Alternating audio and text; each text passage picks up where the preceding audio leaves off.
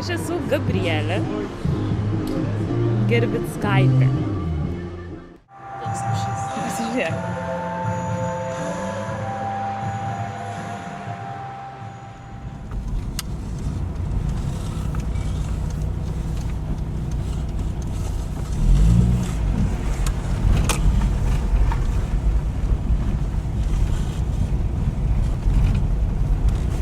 Voilà.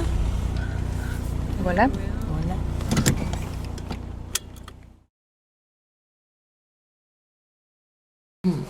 Dabar aš iš tikrųjų, dabar, ką darau, aš ruošiuosi Kauno Bienalei. Mane pakvietė į Kauno Bienalę, į Unitekstą.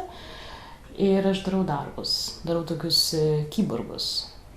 Čia vienas iš jų, galima jį pamatyti. Aš vis išeidinėju iš kokios nors erdvės arba platformos į kitą. Aš buvau drobėje, aš buvau popieriuje ir vis aš galvoju ir dabar išėjau į tokias plastmasinės plokštės, vis iš kažkur išeidinėju ir įeidinėju. Kodėl jis toks didelis? Nu, man patinka dideli darbai. Parodo jo visą... Nu, gerai atrodo. Man atrodo.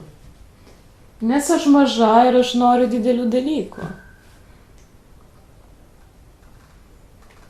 O be to didelis tai geriau atrodo. Daugiau galima pamatyti. Lipnios juostos atsirado iš medicininių piešinių, darbų, koliažų, kai aš paišiau savo ankstesnės patirtis. Po to tik tai ne savo, bet ir kitų žmonių, kur yra susiję su visokiais kūnais, su žaizdom, su tempimais kaulų. Ir tuose piešiniuose, koliažuose aš naudojau medicininius pleistrus, po to perėjau prie visokių izoliacijų, kurie primena medicininius dalykus. Ten būna labai medicinoje visokių spalvotų dalykų, ten ant visokių langečių pilna lipdukų, panašiai priemonių, ten, tarkime, sporto salėje yra pilna visokių ten gumų tampyti ir panašiai. Tai aš kažką vat iš to ir pradėjau naudoti. Tarsime, aš to nesugalvojau visai iš kažkokio tai kito pasaulio, tai yra iš tikrųjų iš realybės, kuri yra šalia manęs. Dokumentacija. Man taip vis netyčia gaunasi apie dokumentaciją, kad aš viską nors pasidarau savo. Tai neišvengiamai aš kartais dokumentuoju ir atkartoju, kas man įvyko. Bet aš nenoriu to akcentuoti ir tame pasilikti šiuo momentu. Ir aš bandau dabar tiesiog galbūt labiau globaliau apie tai galvoti ir daryti. Apskritai, kiek žmogaus kūnas yra įtakojamas visokių kitokių veiksnių ir koks žmogus pasidaro robotukas pagal įvairias sistemas, kaip tos sistemos kontroliuoja ir panašiai. Ir kaip žmogus tame gyvena ir jaučiasi. Natūraliai mes netgi esame priklausomi nuo tam tikrų techno dalykų, ten pavyzdžiui yra laisvų rankų sistema mašinoje arba eini gatvėje ir matai ten koks vyriškis kalbasi su savim, o po to pamatai, kad ten prie ausies yra įmontuotas kažkoks daikčiukas, tarkim, daug visokių operacijų, implantų ir panašiai yra. Gal man pramušė, kad aš pradėjau daryti tuos visus dalykus susijusius su mano patirtimi. Aš juos ir anksčiau dariau, bet tai buvo labai labai užslėpta ir toli nuo to, kas yra dabar. Ir dar pati pradžia, tai aš dar prieš akademiją pradėjau tai daryti, bet kai įstojau į Dailės akademiją Vilniuje, tai kadangi prasidėjo visokie peizažai, natiurmortai ir taip toliau. Dailės akademijoje buvo labai daug tokio techninio dalyko, kaip išmokti gerai nutapyti natiurmortą arba ten tam tikros kūrybinės kompozicijos, kurios visgi vėl turėjo savo temą. Arba aš ją turėjau pati sugalvoti, bet tai nebuvo skatinama kažkaip labai, arba nebuvo saugi erdvė atsiskleisti iki galo. Tai, ką aš iš tikrųjų noriu daryti ir tai, kas aš esu ir su tuo, kas esu. Tai Švedijoje aš turėjau erdvę, aš turėjau studiją, į kurią niekas nėjo. Niekas nėjo su mano leidimu ir noru. Tai visą laiką buvo mano zona ir tas tikriausiai suteikia saugumo. Kitas dalykas, aš tenais labai daug žmonių sutikau, dėstytojų, kurie noriai su manim kalbėjosi apie tai, apie ką aš darau ir mane, manau, nukreipė kažkokiu tai keliu, kuris man padeda ir dabar. Tai va, taip pramušė. Čia taip truputį taip intymus klausimas. Aišku, tai rodyti ir pasirodyti taip yra gana man asmeniškai drąsu. Atsirado tai labai paprastai, tiesiog iš tos pačios patirties. Tarkim, važiuoji į operacinę, esi visiškai nuoga, kartais duoda marškinėlius, kartais ne. Lietuvoje tai buvo patirtis, kad ten biški kažkur kažkas prisegta, kažkas ne, bet tai tipo dzin. Tarkim, nėra svarbus kūnas žmogaus arba jo pagarba kūnui apskritai. Man toks susidarė įspūdis. Ir iš to tasai turbūt atsirado erotiškumas.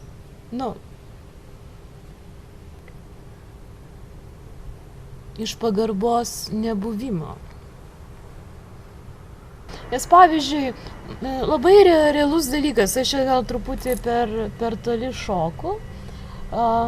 Tarkim, yra palatos, ligoniniai palatos. Aš esu buvus ligoniniai, kurioje yra labai gerbiamas kūnas ir taip toliau. Tai ten yra, pavyzdžiui, užuolaidos. Čia Lietuvoje tokio dalyko nėra. Tu ten, kaip sakant, darai visokius reikalus viešai, palatoje prie visų. Arba tave ten apžiūri, arba ten tau daro kažką ir, toks pasijunti kaip koks mėsos gabalas. O kai užmiegi operacijos metu, tai iš viso tu nežinai, kas ten vyksta.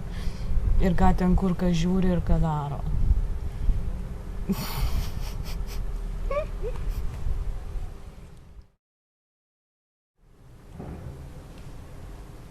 Apskritai aš labai gana jaučiuosi vieniša tai, ką darau. Ta prasme, tai, ką aš darau. Ir jeigu dalyvauju ten kokiuose nors bendruose menininkų parodose, tai aš jaučiuosi išsiskirianti. tas nėra blogai, nei gerai, tiesiog, man nėra šalia, su kuo gal galėčiau eiti kartu ir diskutuoti apie tai, ką darau. Todėl galbūt tai ir yra sunku.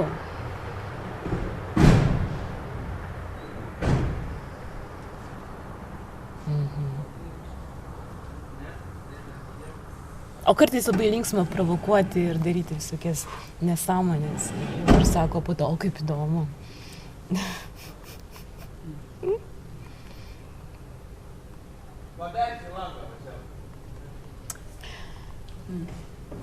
Bet aš galvoju, kad tai, ką aš darau, tai yra labai iš tikrųjų mažai. Ir man reikia pamatyti daugiau pasaulio, daugiau patirčių ir ką žmonės su tuo veikia.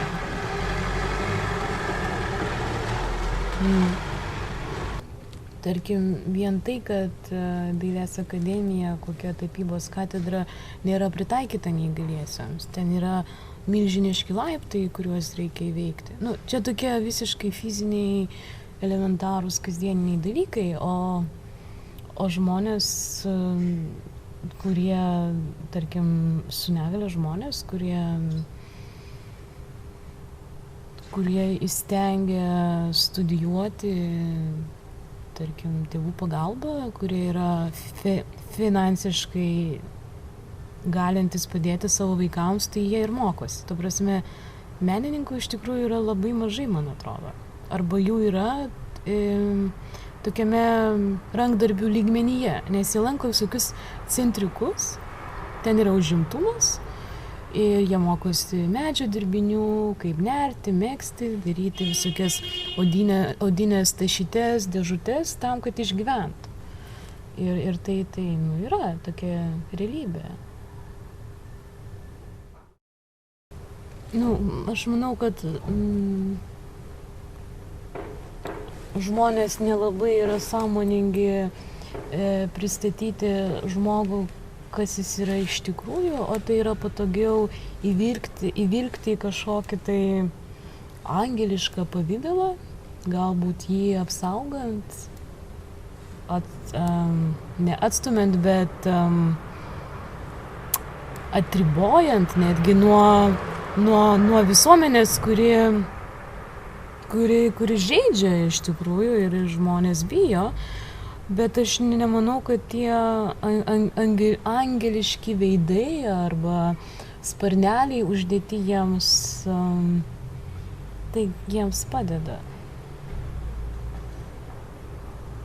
Aš manau apskritai, kad juos galėtų net pažeminti toks dalykas. Kitas dalykas, kai juos pakviečia į tokį renginį, jie apskritai džiaugiasi, kad juos kažkur pakviečia. Tai tokia yra situacija.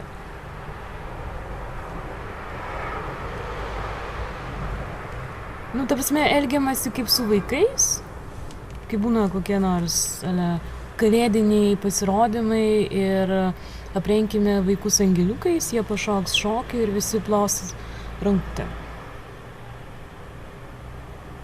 O nežiūrima į tai, kad yra žmogus, jisai turi savo poreikius, savo norus ir taip toliau.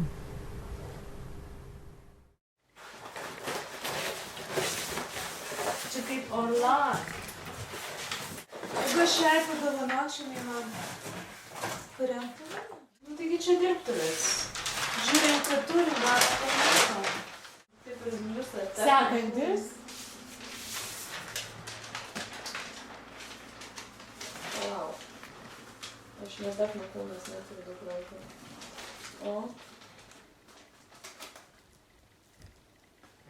Sekantis.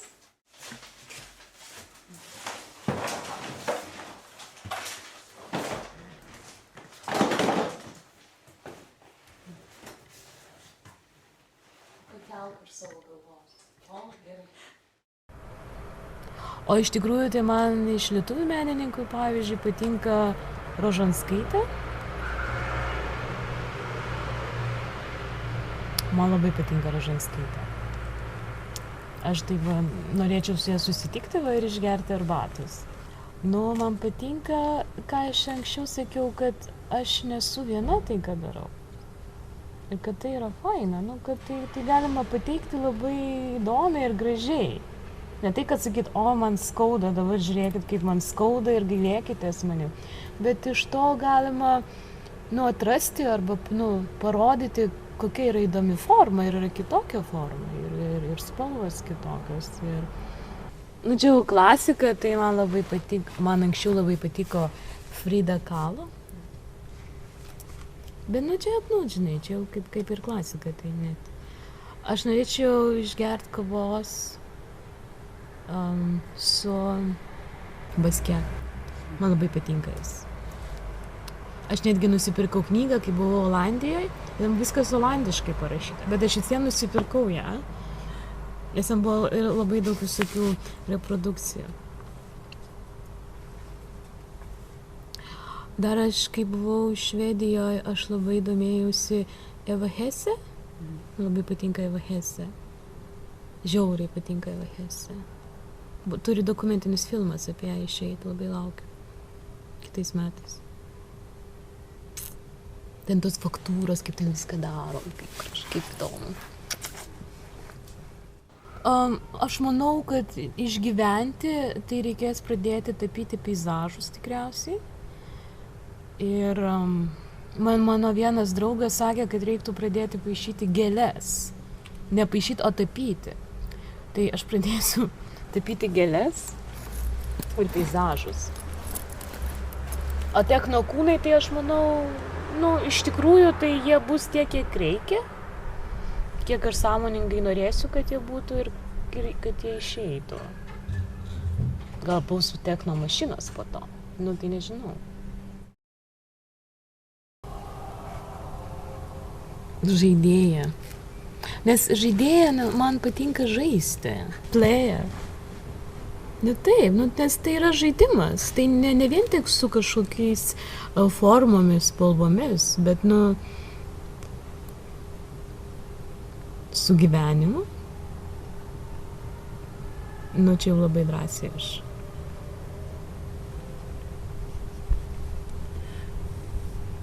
Dažytoja. Gerai?